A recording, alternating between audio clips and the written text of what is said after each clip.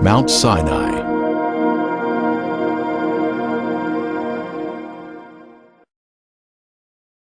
At age 40, Moses killed the Egyptian and was forced to flee for his life.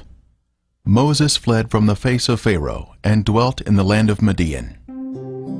Now Moses was tending the flock of Jethro, his father-in-law, the priest of Midian, and he led the flock to the back of the desert and came to Horeb, the mountain of God. Older maps will reveal that Midian is in northwest Saudi Arabia. This is where we should find the mountain of God today. Moses was tending sheep when he encountered a mysterious burning bush that was not being consumed. The Lord said to Moses, "When you have brought the people out of Egypt, you shall serve God on this mountain." Paul, in the New Testament, told us the location of Mount Sinai in Arabia. Josephus told us Mount Sinai is the highest of mountains in the region of the city of Midian. This is our destination, the real Mount Sinai in Saudi Arabia, and is named today Jebel al-Lawz.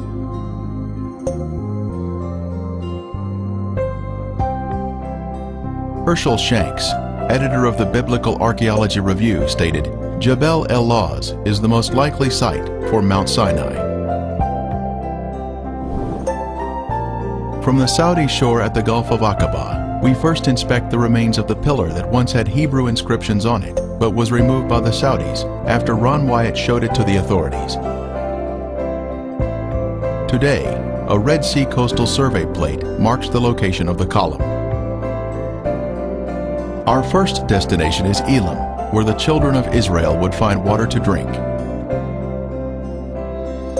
Then they came to Elim, where there were 12 wells of water and 70 palm trees, so they camped there by the waters.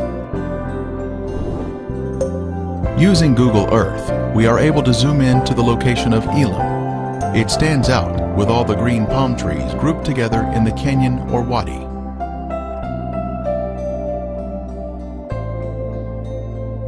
On the ground, we can see the circular wells still in operation today.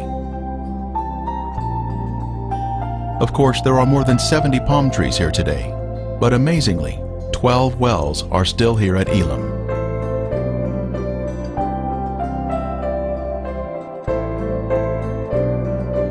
The children of Israel would have been stretched out through the canyons here for a great distance, but they would have access to the drinking water at these wells.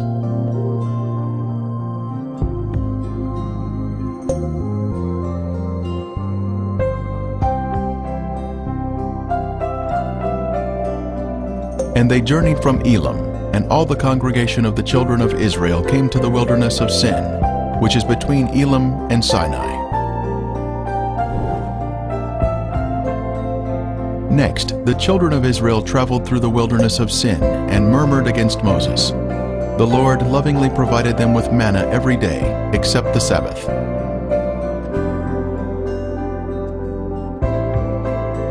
On a detailed map next to the town of Al-Bad, or ancient Midian, we can see Mughayir Shu'aib, meaning the caves of Jethro.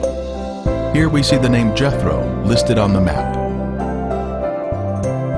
The facades of these caves were carved by the Nabateans in more recent times, 2,000 years ago, but the inner caves themselves date back to the time of the Exodus and Jethro, 3,500 years ago. And the Lord said to Moses, "Behold, I will stand before you there on the rock at Horeb, and you shall strike the rock, and water will come out of it, that the people may drink." Northwest of Jebel al-Lawz is the rock of Horeb that we will explore next. Standing on the crest of a hill, the singular rock stands 50 feet tall and can easily be seen from a great distance.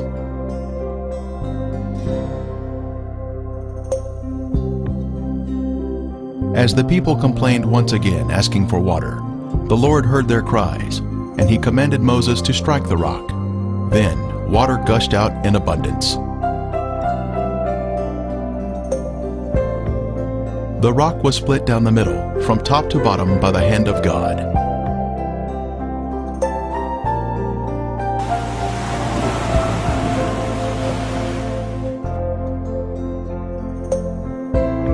Erosion can be seen around the rock from millions of gallons of water flowing out into the nearby camp.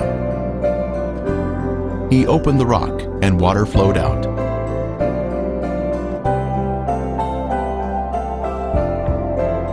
The fissure is so large, one can walk through the split in the rock.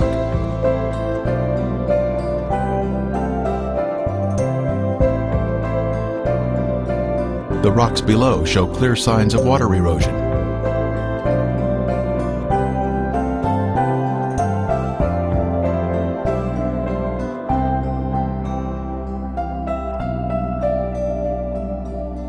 And Moses built an altar and called its name, "The Lord is my banner." Here in the encampment is a large square altar assembled with uncut stones and was built after the defeat of the Amalekites. Also in the encampment are the remains of these circular formations of stone used around the base of their tents. This is clear evidence of prior occupation at this site.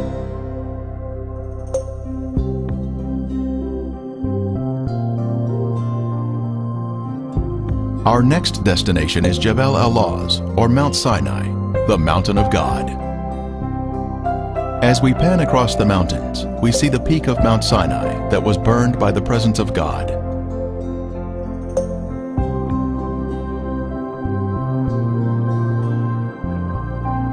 The blackened peak of Mount Sinai marked the location where the mountain was on fire.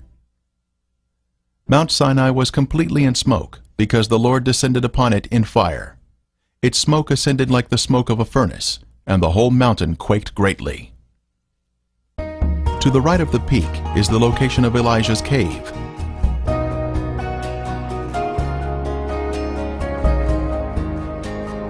It is extremely rare for anyone to obtain video of the mountain, since entering Saudi Arabia is very difficult, and they are guarding this mountain from those who would photograph it. Near the base of the mountain are the guardhouse and fence, which surround the area where many artifacts are located that help to authenticate the site.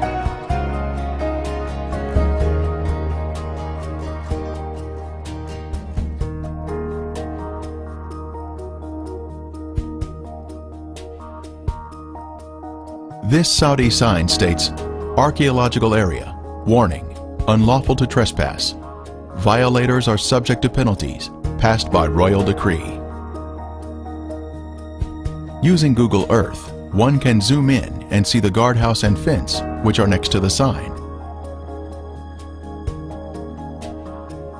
In the encampment area are many inscriptions, including this wonderful image of a menorah, which is undoubtedly the oldest ever found.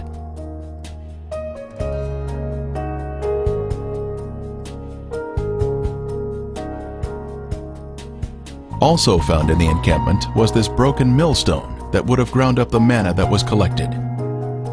And Moses wrote all the words of the Lord, and he rose early in the morning and built an altar at the foot of the mountain, and 12 pillars according to the 12 tribes of Israel. Google Earth shows us the altar at the base of the mountain with an animal pen next to it that would have held animals to be sacrificed.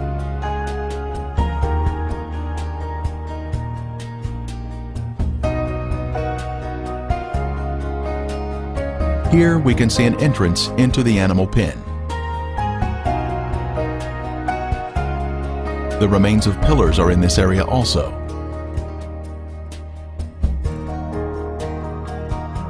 Some pillars are white in color, while others have more of a granite appearance and are very large in diameter, as we can see here.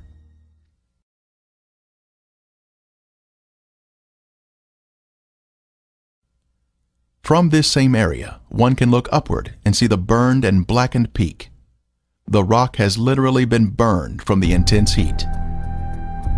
When Moses was on the mountain with God, a golden calf was built in the camp by a rebellious group.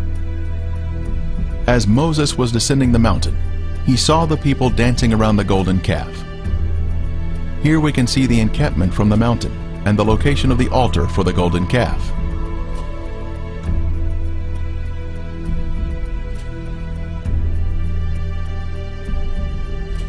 Using Google Earth, we can zoom in on the large boulders which comprise the base of the altar. On the ground, We can see the massive large boulders and the fence erected by the Saudi authorities in an effort to preserve this site. Again, we have the government sign warning visitors to keep out. It was on top of these large boulders that the golden calf was placed.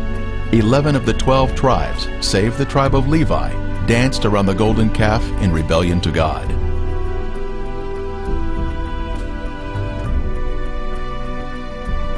Panning from Mount Sinai, we peer through the fence and see amazing images that are inscribed on the rocks.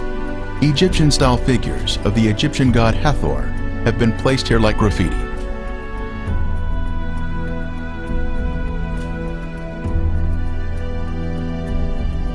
The bull was placed in high esteem in Egypt, where the children of Israel had just left, so they created images that came natural to their rebellious heart.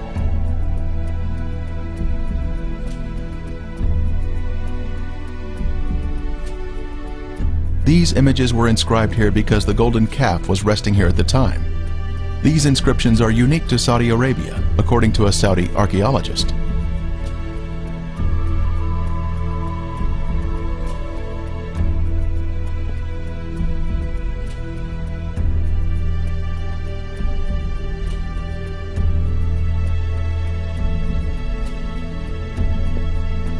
Mount Sinai was first discovered in 1984 by Ron Wyatt and his sons, who walked across the border into Saudi Arabia without a visa in order to document the evidence here.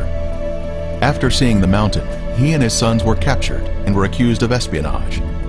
They spent 78 days in prison, awaiting execution, before they were finally released. Here, they were interviewed by CBS television.